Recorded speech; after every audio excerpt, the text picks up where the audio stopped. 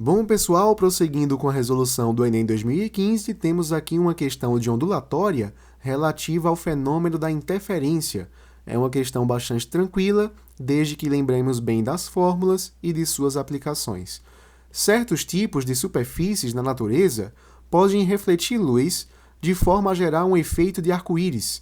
Essa característica é conhecida como iridescência e ocorre por causa do fenômeno da interferência de película fina. A figura ilustra o esquema de uma fina camada iridescente de óleo sobre uma poça d'água.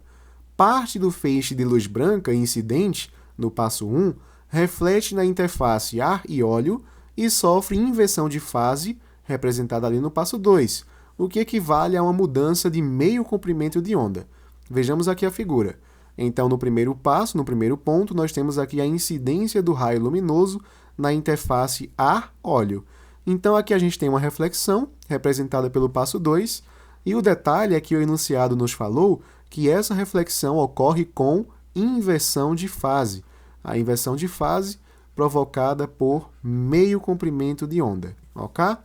Vê só, prosseguindo aqui no enunciado, a gente tem a parte refratada, ou seja, a parte que atravessou o meio, né, mudou de meio, do feixe, que é representado lá no passo 3, incide na interface óleo e água e sofre reflexão sem inversão de fase, como é mostrado no passo 4. Então aqui veio o raio de luz no passo 1, uma parte dele passou para aqui, para a camada fina de óleo, representada aqui na parte 3, e então houve aqui uma reflexão nova, sendo que essa reflexão não teve inversão de fase. Então, se a gente olhar para o passo 5 aqui, em que o raio de luz ele volta para o ar, a gente pode dizer que também não houve inversão de fase ali, ok? Então, não houve inversão. Colocar aqui sem inversão. Tranquilo? Voltamos aqui para o enunciado. O observador indicado enxergará aquela região do filme com coloração equivalente à do comprimento de onda que sofre interferência completamente construtiva entre os raios 2 e 5, mas essa condição só é possível para uma espessura mínima da película. Considere que o caminho percorrido entre 3 e 4 corresponde ao dobro da espessura E da película de óleo. Então aqui a gente tem representada a espessura E e, ao percorrer os passos 3 e 4, a onda percorreu uma distância lá, né, que eu vou chamar de ΔX, de 2E. Tranquilo?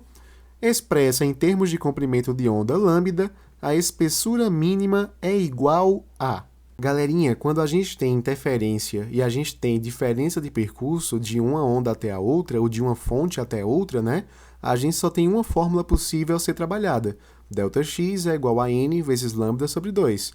ΔX é a diferença de percurso de uma onda até a outra, esse N é o número do padrão de interferência e o lambda é o comprimento de onda. Tranquilo?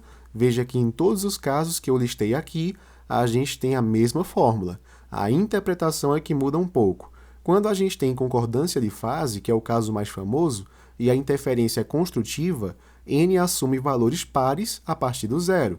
E quando a interferência é destrutiva, a gente tem os valores ímpares para o N, tranquilo?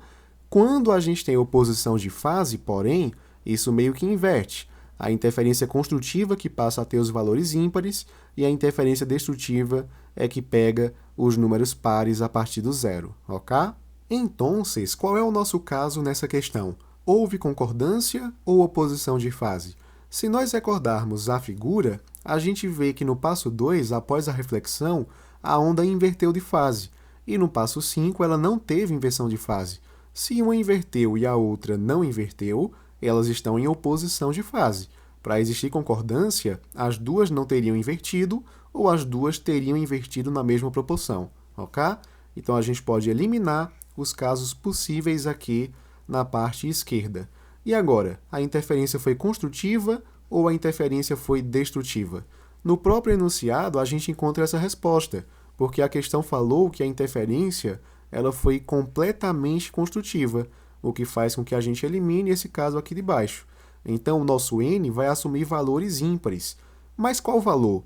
Bom, a questão nos informou, também no enunciado, que a diferença de fase, a inversão, né, ela corresponde a uma mudança de meio comprimento de onda. Qual é o valor de N para que esse lado da equação seja lambda sobre 2?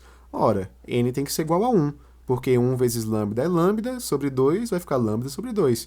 Glória a Deus. Tranquilo? Então, agora que a gente tem a fórmula e a gente sabe o valor de n, nós podemos encontrar o valor da espessura. Então, bora lá. Δx tem que ser igual a n vezes lambda sobre 2. Quem vai ser esse Δx? A gente considerou lá atrás, né, que esse Δx seria o valor de 2e, já que é a diferença de percurso de uma onda para outra. Ok? Então, voltando aqui, 2e tem que ser igual a n, que seria igual a 1, vezes lambda sobre 2. Esse 2 vai descer aqui multiplicando o outro 2, então a espessura tem que ser igual a lambda sobre 4. Tranquilo? E aqui nós temos a nossa resposta. Se nós olharmos aqui na alternativa, é o que consta na letra A, de amarelão transmitido pelo aperto de mão. Ok, pessoal? Até a próxima!